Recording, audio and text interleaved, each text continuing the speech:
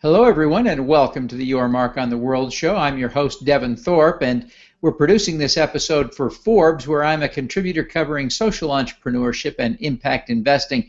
And we are very fortunate, honored to have with us today a very special guest, Frank Shankwitz, who is the founder of the Make-A-Wish Foundation and now the founder and CEO of Ripple Effect. Frank, thank you very much for joining us. Well, thank you. I appreciate the invitation. Frank, it is exciting to meet you. You helped to create one of the most significant charities in America. I mean, it has become such a deep and important part of our culture to think about this ritual of delivering wishes to kids who are sick. I wonder if you'd share with us the story of how you got that started. I know you probably shared that story a million times, but a few of us haven't heard it. I have, but I enjoy sharing it. It just means so much to me, and obviously, literally millions of people it impacted, all because of one little boy. In 1980, I was a motorcycle officer with the Arizona Highway Patrol. And during that time, the television show Chips was very popular, especially with the younger children and also with the older people, meaning us motorcycle officers. But we had, because of Chips, and I was on a squad that traveled all over the state of Arizona, 2 weeks in one town, 2 weeks in another, and instead of the children being all of a sudden afraid of the police officer, as we would ride into town or something, all of a sudden the kids are yelling, "Hey, Chips, hey, Ponch, hey, John." And it was a great public relations tool with the children. And we had learned, again, in 1980, I was informed about a 7-year-old little boy named Chris with leukemia, only a couple weeks to live, and his heroes were Ponch and John from Chips. He told his mother, "When I grow up, I'm going to be a highway patrol motorcycle officer."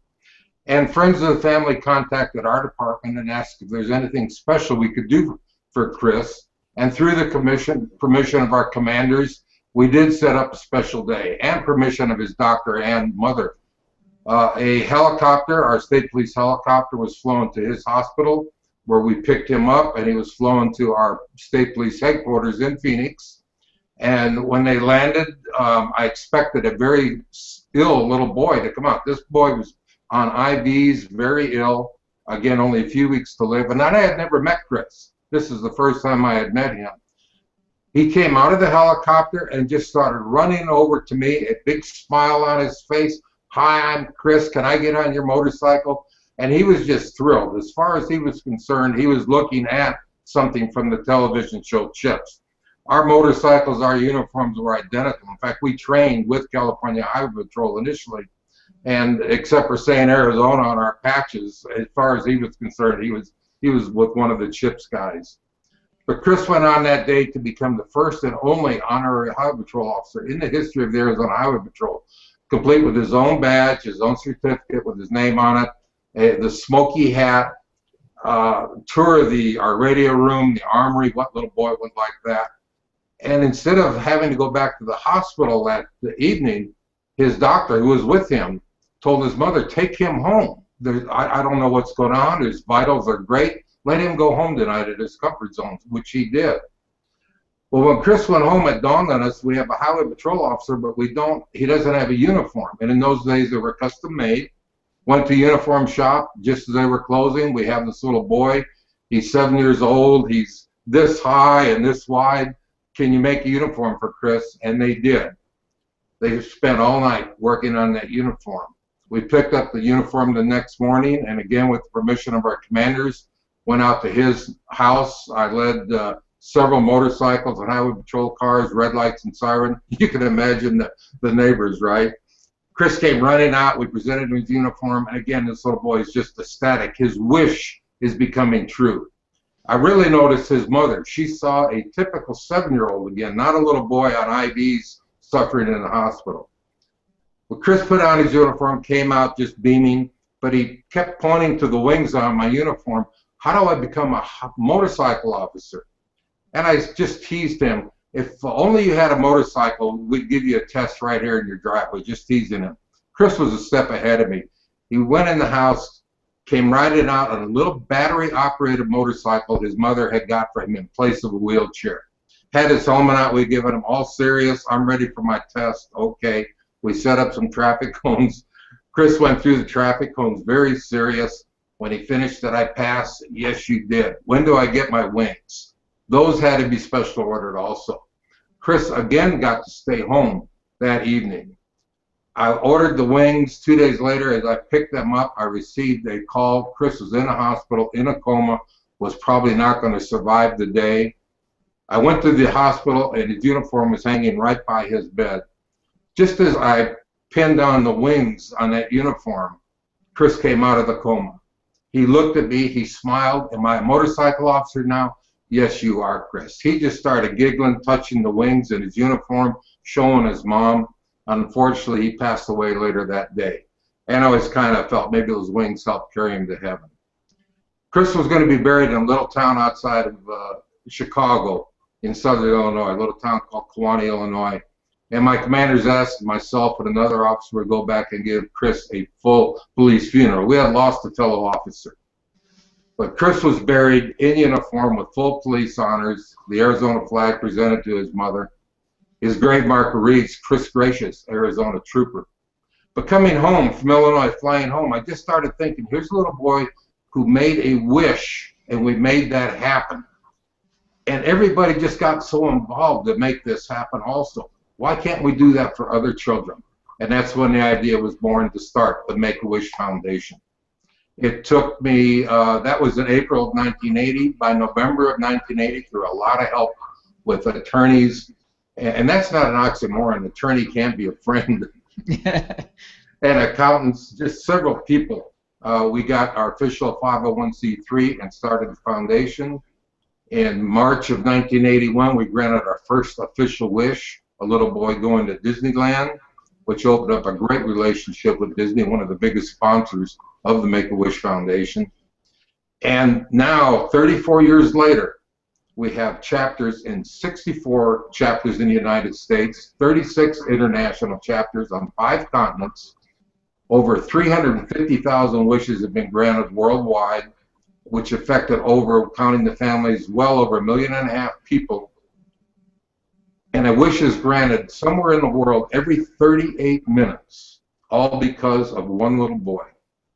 That is amazing. Really, really an inspiring story. I'm just overwhelmed, really, really overwhelmed by the great work that you've created. Well, tell us a little bit now about Ripple Effect. What is your new project? Make-A-Wish is a well-run, well-founded foundation. And I've always been interested. I'm a veteran. I'm a police officer, a retired police officer. And there are so many other individuals, your wounded warriors, your burn camps. There's so many other things that I would like to be involved in. And I live on a police retirement, officer's retirement, and obviously I can't do that contributions to everything.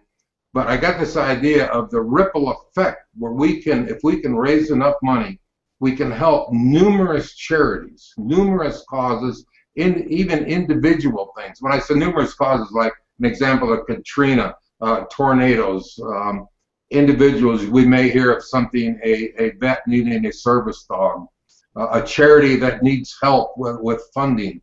With the ripple effect, we can do all of that. We can contact through social media, just help so many different people, charities, individual causes, and it will just ripple effect down the line.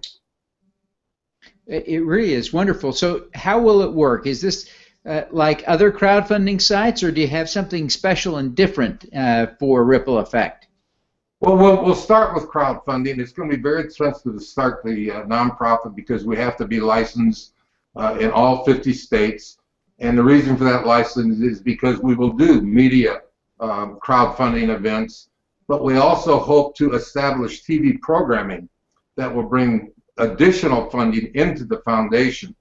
I hope to, I'm working on right now establishing a board of directors that I will report to. We will meet once a month. They will go through the request for funding as we become official, and they will choose every month what individual, what charity, what cause that we can take care of.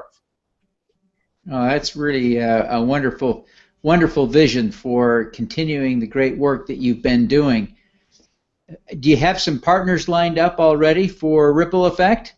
Some supporters? Well, Kurt Eide out of Seattle, Washington, is a co-founder and a partner in this.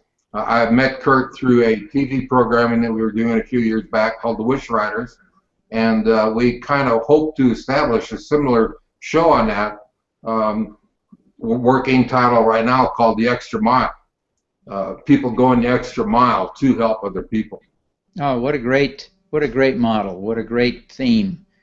So it looks like, if I'm not mistaken, that there is a film that you're involved with coming up. Can you tell us about that? That's surprising and very humbling. I was approached last year by, I call the Hollywood people, and said, we want to do a story of your life. And yeah, okay. And they convinced me that they were serious on that. And the working title of the movie is Wishman. And it goes back to my years. I was raised very poor. It was just my mother and I. And our journey from Michigan to Arizona, she returned to Arizona. The upbringing I had, the people that influenced my life, eventually leading events of my life to founding the Make-A-Wish Foundation. It's been a lot of fun working on this. The screenplay is almost completed. I've got script approval, so I've been working on the screenplay with them. They hired me as location manager. I had a little experience in that. And we've secured all the locations that will be filmed in predominantly northern Arizona. We just did a pushback. Filming was supposed to start this October 6th, but the pushback will be to April 27th of next year because of financiers saying we want better quality everything. So they're investing a lot more money in this. It started out somewhat as a low-budget independent film, and now it's going somewhat major. So it's very exciting. It's yeah. Very humbling also. Well, it is quite a compliment to you, your life, and your work, and I will be very excited to see that film when it comes out. Your story is amazing, and people need to hear it, need to see it, and be inspired by it, and I hope that will help to catalyze your new project with Ripple Effect. Now, I believe it will, yes. We'll get the word out a lot more on that. Tell us a little bit about how people can engage with you to support your efforts on Ripple Effect today.